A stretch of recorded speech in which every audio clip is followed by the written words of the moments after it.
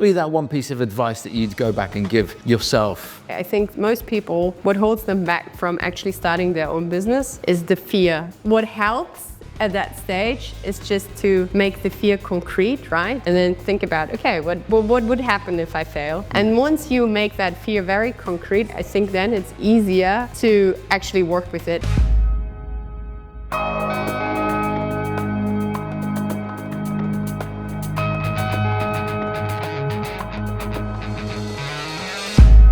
Hello and welcome to you know what, every time I start I say welcome to a special edition, but this feels like a really special edition. I'm in Munich, I'm with Lena, the co-founder of Europe and inventor, really important part. It's an incredible opportunity to meet such a young brand that it so makes sense once you hear about what they do and you think, oh man, well, why did it take so long for someone to invent it? But Lena, why don't you tell us your founder story, if that's okay? Let's start with I know that it was a university project. It'd be really inspirational if you can tell us about that element. Sure. So it started with a university project. So I actually studied product design together with my today co-founder Tim, and we did our bachelor thesis together. And other than people think, we didn't went into the project say, okay, we want to design an innovative drinking bottle. But actually, what got us really intrigued was neuroscientific studies. We watched a TED Talk talking about how our sensory perception works, why it might make sense to change that sensory perception because it's not adapted anymore to the environment we live in. And we thought, okay, that might be cool to actually create a physical product. And once we got into the topic, we were like, okay, in what area do we actually want to, use that topic for us? And we we kind of stumbled across the topic of nutrition. And I think I don't need to explain too much, but our nutrition today is not the best. We know of that. The interesting thing is, even though we are so aware of it, right? So we shouldn't eat too much sugar, we shouldn't eat too much salt, we shouldn't eat too much fat. We still can't discipline ourselves to eat healthier. And what we found out was that one of the biggest reasons for that to happen is that we're just addicted to good flavor. So we would always choose the better flavor over the healthier choice. So we thought, okay, that's interesting.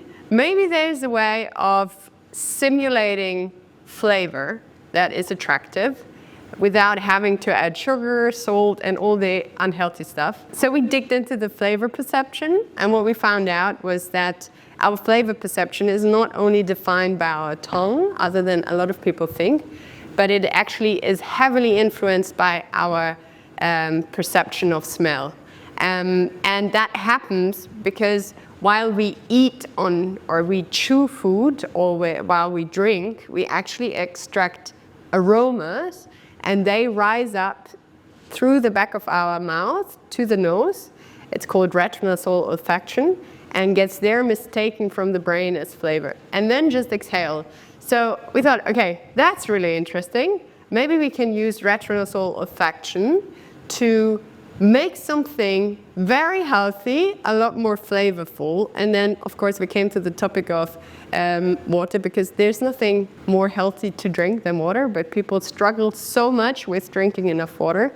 And then we thought, okay, how about flavoring water just by scent? So we came up with the first prototype in actually it was a super short amount of time, and we realized it worked. And that was the first epiphany. Like how we actually then started, it was a bit of a longer story because they had to come, like our co-founders today, like we came together in then, like I think 1.5 years later, and said, okay, we want to bring this idea to market. We applied for a scholarship, we got it, and that was kind of the start, because then we said, okay, let's just do it as long as it works. And that's how we ended up here. And no, that's wonderful. So one of the things when I was reading about your profile, you talk about creative nudging. Yeah. Right, and obviously I'm not a design expert, but I love design, and I saw that as a concept. Could you just take us through what that means, because it sounds awesome? Yeah. Okay. So I think nudging, we all know what nudging is, but subconsciously, because nudging is used to influence people's choices by using their behavioral triggers. So I think the most known example for that is that when we go through supermarkets, the more expensive food will be on eye height, and the cheaper food will be on the lower on the bottom, because it will just make people to intuitively. Oh, that's a complicated word. Choose the more expensive food. So it's normally used for pure economically reasons, but we thought, okay, what about using that for the better good for people, right? So helping people with their behavioral triggers to, choose healthy food or healthy consumption over an unhealthy one. And so our concept by itself is already using nudging, because we make you drink more water by making the water more flavorful without creating a negative, or how do you say, a disadvantage for you. Yeah. That's to put it. Yeah, so we're going to jump around a little bit, but the thing I love, this is not a shameless plug, I've written a book about the future. And in that book, I talk about how how retailers need to get to sensory engagement. So sensory, how a consumer at home, for example, will have their brand of whatever it is. Mm-hmm. I'm just curious, when you're looking at this type of technology innovation, which it is, it's both technology and innovation, how do you see the future then? Where do you see other examples? Are we going to, I don't know. I don't know if you can talk about it as well, right? But I'm just curious how you see the future in this area. I think where we are right now, we have just scratched the surface, right? So we're going to, of course, further improve the technology that we have and improve the products that we already sell. But of course, we're also digging into, okay, what's more, like, how can we use that further in other maybe product categories, maybe for food, maybe, there's in the health sector, there's a lot more to do with it. Of course, I can't talk about like the specific ideas. You're just getting started. We're just getting started. But I think in general, the topic of olfaction is so interesting because it's not yet scientifically studied as much as other sensory topics. Like the visual topic is so much studied already, but olfaction itself, there's a lot more to come. And I think the interesting part about it is that it influences us so much without us even realizing. Yeah. So the scent goes directly to your long-term memory. It's, I think you know the effect, like, when you go into, in your grandma's house. School dinners. I have a smell on the right. There's a smell for school dinners. So it's super emotional. It's extremely interesting. So I'm very excited about what's more to come with the topic of olfaction. Yeah, just tip of the iceberg. But in terms of when I was looking at the book, I have quite a few different ideas of where they can use it. And I know some grocers have been experimenting with how they can be part of that process. Mm-hmm. So the first time you get that sensual that sensory experience, how can the retail brand be there, right? Because then that becomes really powerful. Because then if I'm associating smell with a brand, anyway, we're getting off piste. So you've scaled this business. Just going back to what you were saying earlier on, there was 5 of you, you'd finished university, you had the idea, the invention with your co-founder, then you had the other partners to sort of come in and operationalize. So you started from 5 people. We're now in your headquarters, which is about 300 people. What are the key moments for you along that journey? What are the things that stand out for you? There's so many moments, but I think the most interesting one for us was because I think in the hindsight, it's always easy to say, it makes so much sense to scent water because, I think sometimes people think, that's an easy, it's simple. It's not rocket science, it's a simple idea. But nevertheless, when we started and we were like, this could be interesting, we started to talk to actually a lot to retailers. People were like, whoever is going to, pay for scent and water, right? So in the beginning, there was a lot of insecurity whether this is ever going to work. And once we came to the market in 2019, which was in summer, we had produced 80,000 starter sets as a start, which was crazy to me because, I mean, imagine we all came just from university. Yeah.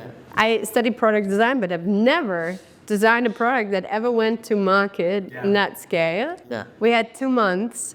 And I was sitting there at night, like, you know, in front of my computer and like thinking, am I now going to make a mistake? This is going to be produced 80,000 times. Yeah. So the relief was huge when we saw after we came to market. And I mean, our first attempts of marketing were like, if I look at this right now, I'm like, oh my God, it's almost shaming, you know.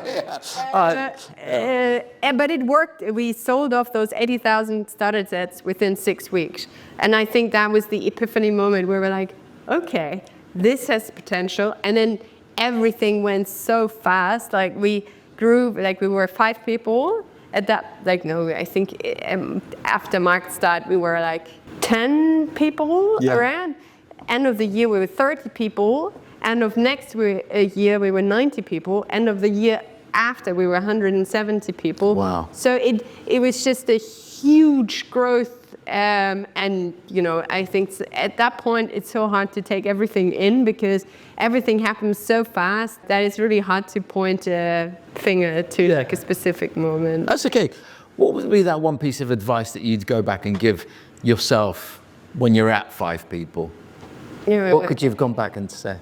I think there are 2 things. I think that one thing that I recently listened to a podcast and I think it was pointed out in the right way. I think most people, what holds them back from actually starting their own business is the fear that you have. Okay, what would happen if it's going to fail? Yeah. Like if I'm going to be perceived as the big failure in my friendship group are already all working at consulting companies, you know. Okay. But I think what helps at that stage is just to make the fear concrete, right? And then think about, okay, what would happen if I fail? And once you make that fear very concrete, I think then it's easier to actually work with it and say, okay, you know, if I fail in that direction, maybe what's the worst thing to happen? Then I've learned, like I have invested a year of my life into that idea, didn't work out, you know. So I think make your fears concrete, lay them out, and then start work with them. And then I'm sure you get to the point where you're like, okay, I'm just going to start tomorrow. I think that's one part. The other thing that I would advise my younger self is listen to your gut feeling. I think it's really easy to get derailed from your gut feeling because especially when you start, there's so many more people who have more experience than you. But I think what you tend to forget is that you are the person that knows the product best, right? So I think your gut feeling normally is on the right side. And before losing yourselves in discussions, I would now say always just do small tests and prove or get a better indication if your gut feeling is right. And I think that is a lot more constructive than, you know, locking yourself into a room and discussing about hours, what ifs, you know. Yeah, I got you. So the product is live. It's across Europe. Where can people like see it, experiment with it, taste it? They can come online, right? Where are the markets you operate in? So right now we operate in 14 markets, so mainly Europe and the US. We have started, I think in the recent years, we had a very strong focus on D2C. So of course, wherever you are, you can order our product online. But we also right now start to get more present in retail. So in case you're in the UK, you can buy our product at Sainsbury. Oh, wow. If you're in Germany, go to Kaufland or in Spain, not yet. Okay, but soon to come. Soon to come. But and of course, if you're in Munich and we're here, that's why we have this store in our office. you can come by, try the product. It's very interesting, I think, to experience how scent can be perceived as flavor. It's just an experience of itself. So please, whenever you have the chance, come by. How do you manage? I mean, that's just one thing. All these pods around here, they're sensory pods? Yeah, right. So the idea of this is because the problem is, I think people, like when they see a flavor, they want to, of course, understand is this something I'm going to like. So we have created those scent flowers, we call them. So they're pods, and you can. Oh my God! Yes. If you like that flavor or not. Wow. Mm-hmm. Okay, I think you've got a big customer. I'm going to spend all my money I'm going to go back with bottles for my children, for my wife. Oh, it's incredible. I thought it would. So what's the shelf life for this? So once you have, that depends on how you look at it, but our pods, once they are packaged from the production, the shelf life is a year. Yeah. But so one of those pods can last, sorry, go on. Yeah, it lasts for 5 liters. 5 liters? Yeah. Okay. So, but there's I've got so many questions. Okay, listen, I'm going to have to this up because I'm thinking that, and then I can see you've got these little things here.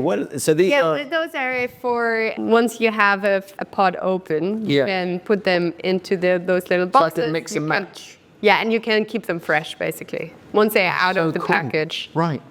Okay. I feel I'll do another video. I'm going to buy some stuff, and we're going to do a taste test. Yeah, perfect. We're going to go through all the taste tests and take it from there. Lena, it's been an absolute pleasure. Thank you so much for taking the time to talk to us. I believe you're going to be on stage at Shoptalk Europe. Yes. Yes, fantastic. So, do you have any other plans while you're in Barcelona? Not yet. So maybe I can grab you at Barcelona as well and give you my feedback. It's been wonderful. Thank you so much. Thank you so much. Thanks. It was great.